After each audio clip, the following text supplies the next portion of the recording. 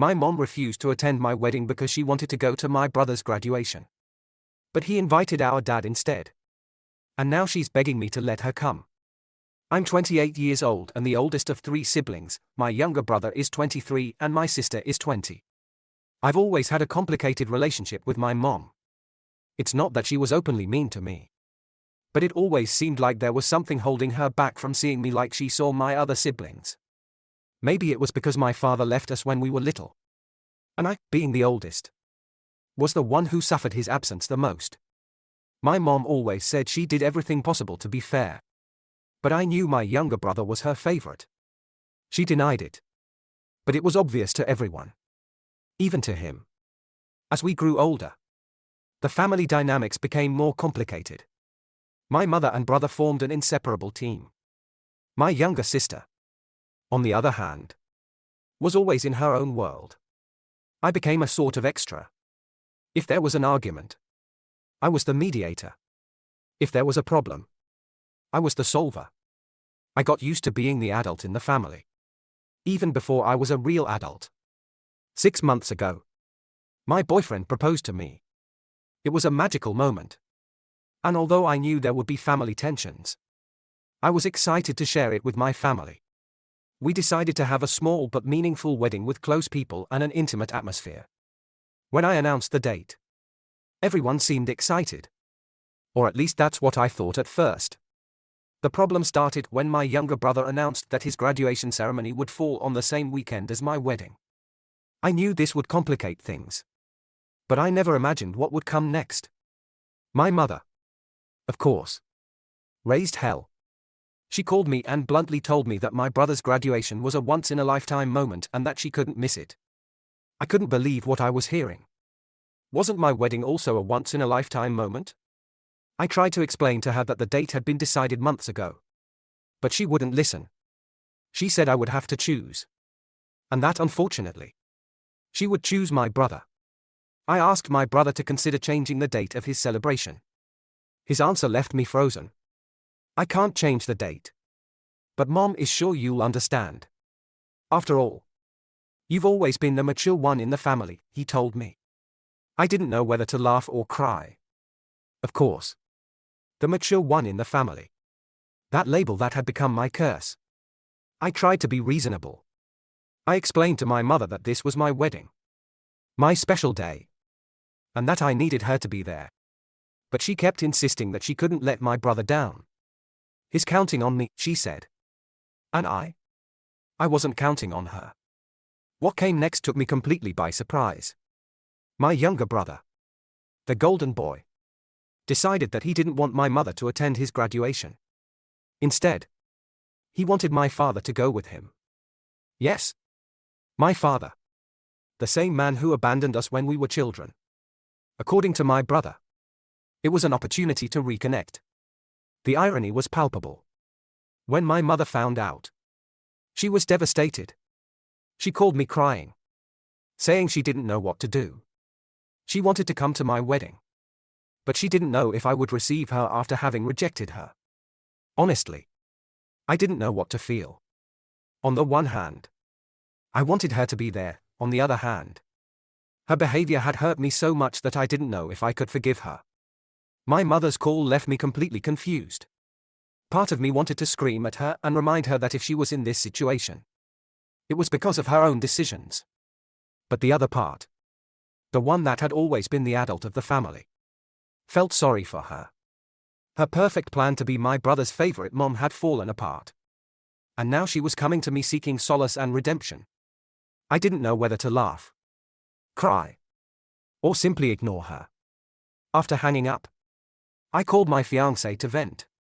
He, as always, was my rock. He listened to me patiently and said something that made me think, at the end of the day. It's your wedding. This is your moment. Not theirs. Don't let them ruin it. But don't carry something that doesn't belong to you. Decide what will make you feel at peace. Not what they expect from you. His words gave me some clarity. But they didn't solve the immediate problem. What the hell was I going to do with my mother? That night, I received another call. This time it was my younger sister. She's the one who gets the least involved in family dramas. So hearing her voice surprised me. Hey, I know you don't ask me much about these things. But why do you care so much if Mom comes or not? You know how she is. And in the end, she always ends up doing what's best for her. Not for others. Her tone wasn't malicious, it was rather resigned. Our brother's graduation is important to her because it's her opportunity to show off. If he doesn't want her to go, she'll probably try to make it up to him. But do you really need her to be there? That question hit me harder than I expected. Did I really need my mother to be at my wedding? Or was I trying to cling to a fantasy of having a united family? Even if only for one day? I spent hours thinking about that. In the end, I decided that I couldn't keep letting her have control over my emotions. If she wanted to come, she would have to do it because she really wanted to be there. Not because she had been left out of the graduation. But of course, nothing in my family can be resolved so easily. A few days later, my younger brother called me. He seemed nervous. Almost guilty.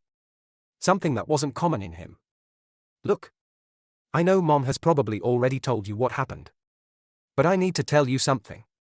I let him talk, waiting for him to finally let go of what was bothering him. I asked Dad to come because I thought it would be good for us. But now Mom is hysterical. And I don't know how to handle it. I thought maybe you could talk to her. Talk to her? Seriously? For years, they had pushed me to be the mediator, the problem solver. And now they expected me to fix the mess he himself had created. My patience was reaching its limit. Listen, I said, trying to stay calm. This is not my problem. You made that decision. And if Mom is upset, that's something you have to solve between you. I have enough with my wedding preparations to also carry this. If you need help, ask someone else for advice. But I can't always be the one who fixes things. There was a long silence on the other end of the line. Finally, my brother sighed. You're right. I'm really sorry. It's just that I don't know how to handle Mom. She's always been your territory, not mine. I hung up feeling exhausted. For the first time, I had set a clear limit. And although it made me feel some relief, it also left me with a strange void. I had spent so much time trying to please everyone that I didn't know how to handle this new feeling of indifference. The following days were a whirlwind. The wedding preparations were progressing, but the family tensions remained latent. My mother sent me messages almost daily, trying to convince me to give her another chance. She didn't explicitly say that she wanted to attend my wedding, but it was obvious that that was her goal. I know I've made mistakes, she wrote in one of her messages. But you've always been my strong daughter. My rock. I don't want to lose that bond with you. Part of me wanted to respond with something sarcastic, but I simply left the message unanswered. My mother was used to manipulating through guilt, and I wasn't going to fall into that trap again. Finally, the weekend of my brother's graduation arrived. My mother decided to stay home, avoiding both the graduation and any other interaction with the family. My father, on the other hand, seemed delighted with the idea of attending the event. It was strange to see him so involved after so many years of absence. But at least my brother seemed happy with his decision. Meanwhile, I continued preparing for the big day. I had decided that I wasn't going to let family tensions distract me. However, I couldn't help but wonder what my mother would do now that her plan had failed. The graduation weekend passed, and although I didn't attend, I heard everything through the whirlwind of family messages. My mother, as expected, had spent those days isolated at home, while my brother and my father seemed to have had a good time. Photos began to appear on social media, my brother smiling in his cap and gown, and my father next to him looking surprisingly paternal. Seeing that left me with mixed feelings. Part of me was happy that my brother had that moment with him, but the other part couldn't help but feel annoyed that my father, who had been absent for a large part of our lives, now appeared as if he had never left a void. My mother, on the other hand, seemed to have entered a mode of desperation that I had never seen. For years, she had been the dominant figure in our family, always controlling the narratives and establishing her place as the person who kept everything together. Now, with my wedding so close, she seemed to be losing that position. And she didn't know how to handle it. 2 days after the graduation, my mother called me. Her tone was unusually calm, almost fearful. And that attitude immediately put me on alert. "Hello, sweetheart," she began, dragging her words as if looking for the right tone. "I've been thinking a lot. And I want to talk to you about the wedding." I waited, letting her continue. I wanted to know exactly where this was leading before letting go of what I had stored up. "I know I've made mistakes," she continued. "And I understand if you're upset with me. But I really want to be there for you. It's your special day. And I don't want to miss the opportunity to see you walk down the aisle." I let out a deep sigh, trying to sort my thoughts before responding. "Mom, I've spent a lot of time thinking about this. I don't want you to come because you feel guilty or because you think you need to redeem yourself. If you come, I want it to be because you truly want to be with me.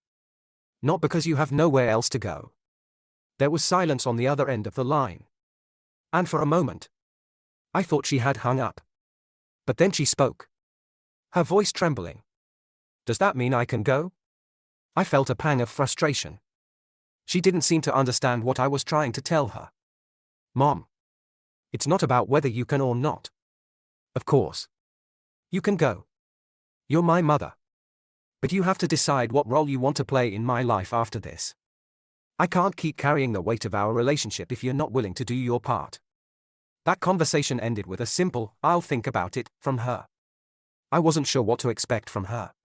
But I also didn't have time to worry anymore. My wedding was just around the corner. And there were too many details to resolve to keep dwelling on the family drama. The next day, my younger sister called me to give me the latest news from the front.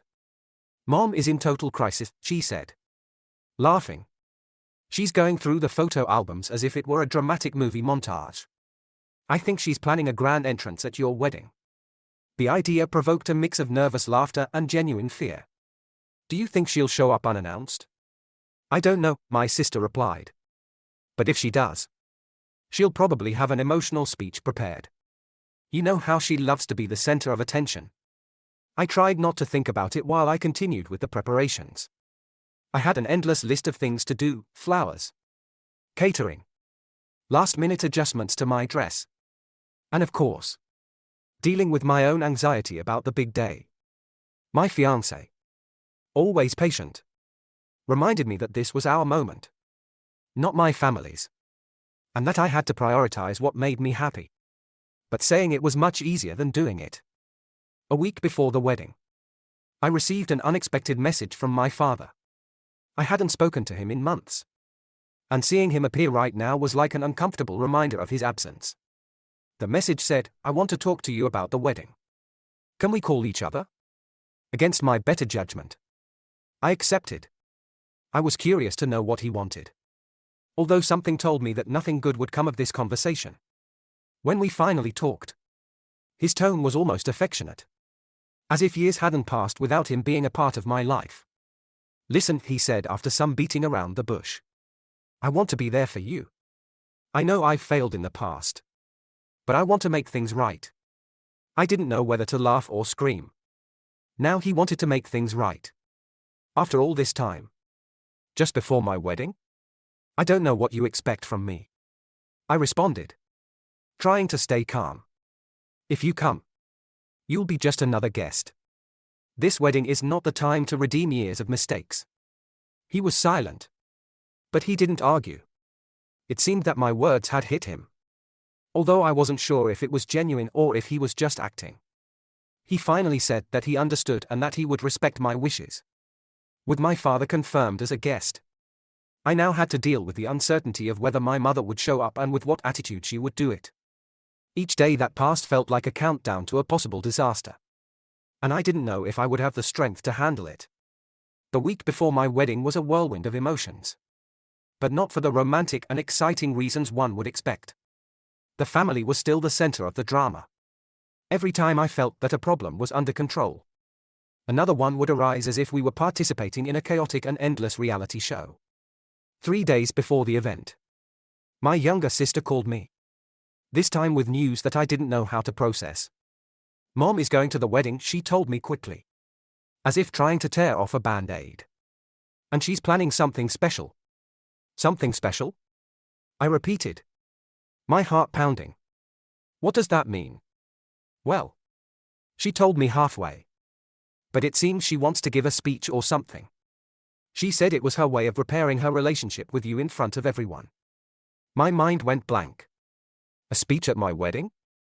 That wasn't the way to fix anything. It was simply her way of making sure that all the attention was on her. The knot in my stomach grew bigger. And I immediately felt the need to act. This is not going to happen. I responded firmly. I'm going to talk to her. I'm not going to let her turn my wedding into a stage for her public apologies. I hung up and dialed her number without thinking twice. She answered immediately, as if she had been waiting for my call.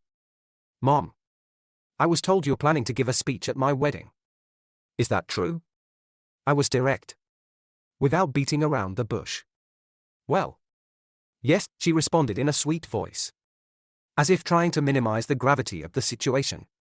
I thought it would be a good opportunity to show you how much you mean to me. Mom, you won't do it, I said, trying to stay calm. If you have something to tell me, we can talk in private before or after the wedding. But this day is not about us or our problems. It's about me and my partner. I'm not going to let you use my wedding to resolve your pending issues with me. There was a long silence before she finally responded. This time in a much more defensive tone. I don't understand why you're getting like this. I just want to express my feelings. You don't have to be so harsh with me. Mom, I'm telling you clearly, if you try to do something like that, I won't let you stay at the wedding. I'm serious. I hung up before she could say anything else. My heart was pounding. But I felt a small victory for having set a clear boundary. However, I couldn't help but feel a mixture of sadness and frustration. This was my day. And instead of being excited, I felt like a diplomat in the middle of an impossible negotiation. 2 days before the wedding, it was my father's turn to add his share of stress. He sent me a message telling me that he wanted a special moment with me during the ceremony. He didn't give details, but the simple fact that he asked for it made my blood boil. Now everyone wanted a special moment with me. What was this? A reconciliation festival? I couldn't resist and called him. Dad, what do you mean by a special moment during my ceremony?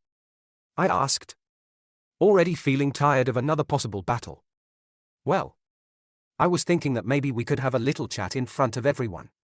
Something brief. Just to show that we're rebuilding our relationship. I closed my eyes, squeezing the bridge of my nose. Dad, I'll say it once. And I hope you understand. My wedding is not the place for that. If you want to rebuild our relationship, we can do it. But not on this day. This day is about me and my partner. Not about you or your remorse. But no buts. Dad, please respect me enough not to insist on this. The conversation ended quickly. But I knew this wasn't over. The pattern was clear. Each member of my family was fighting for a position in my life just as I was about to start a new chapter. And although I understood their anxiety, I couldn't let their emotional chaos get in the way of my happiness. Finally, the wedding day arrived. I woke up feeling nervous but determined. I had done everything possible to set boundaries. And now I just had to hope that my family would respect them. My bridesmaids were with me while I got ready, making sure everything went perfectly. While they were doing my makeup, my younger sister rushed into the room. Just so you know, Mom is here. And she seems calm. But you know she can always change her mood. I nodded, trying not to let the information affect me too much. I knew something could come up. But at that moment, I was determined to enjoy my day. When the time for the ceremony came, my heart was pounding as I walked down the aisle with my fiancée. Everything seemed to be going well. My mother was sitting in the family row with a neutral expression. My father was on the other side looking equally contained. For the first time in weeks, I felt that maybe, just maybe, things would go well. But of course, no, it couldn't be that easy. As my fiancé and I were exchanging vows, I noticed that my mother was getting up from her seat.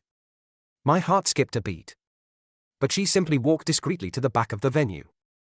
I thought she had gone to the bathroom or something. But I couldn't concentrate completely as I wondered what she was planning. I finished saying my vows while trying to ignore the distraction of my mother.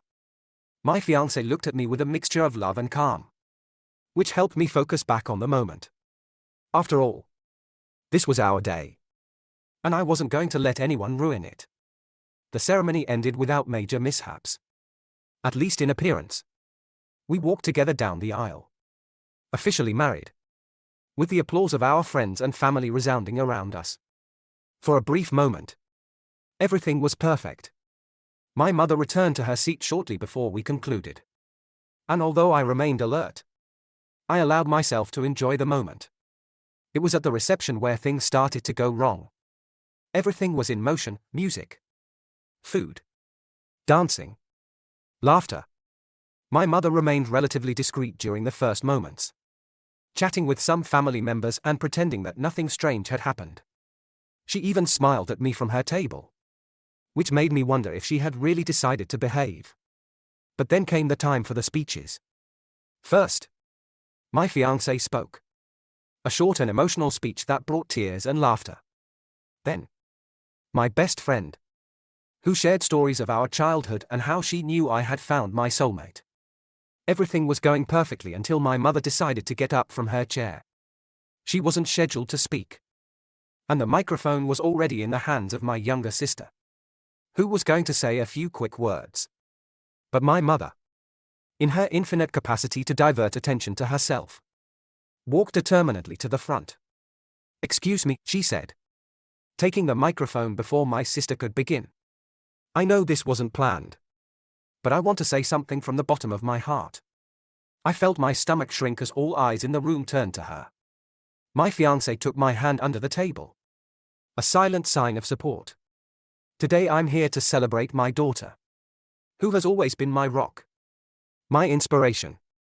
And although I know I haven't always been the perfect mother, I want to take this moment to say how much I love her and how sorry I am for any pain I may have caused." I looked at my mother, trying to stay calm while my mind raced. It was obvious that this wasn't about me. This was her attempt to redeem herself in front of everyone, to wash her image. I didn't know whether to scream, cry, or simply ignore her. I want everyone to know how proud I am of her and that I will do everything possible to be the mother she deserves. From today and forever.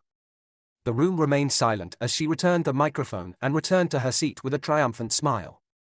My friends exchanged awkward glances, and my fiancé squeezed my hand gently. I knew he was asking me not to react, not to let this overshadow our day. I took a deep breath and forced myself to smile, although my head was still spinning. The reception continued, and I tried to focus on the good things: the music, the dancing, and above all, the people who were there to support us. However, my mother's speech left a cloud that took a while to dissipate. Later, during the dance, my younger sister approached me with a glass of champagne and a sarcastic smile. "Well, at least she didn't pull out a photo album to project on a giant screen," she joked. I let out a nervous laugh, grateful for her attempt to lighten the mood. I don't know if I'm more annoyed or relieved that it wasn't worse. "You knew something was going to happen," she said, shrugging. "Mom never misses an opportunity to be the center of attention. But hey, you survived. And besides, you were the one who shone, not her." It was true. As much as my mother had tried to steal the moment, the wedding was still mine.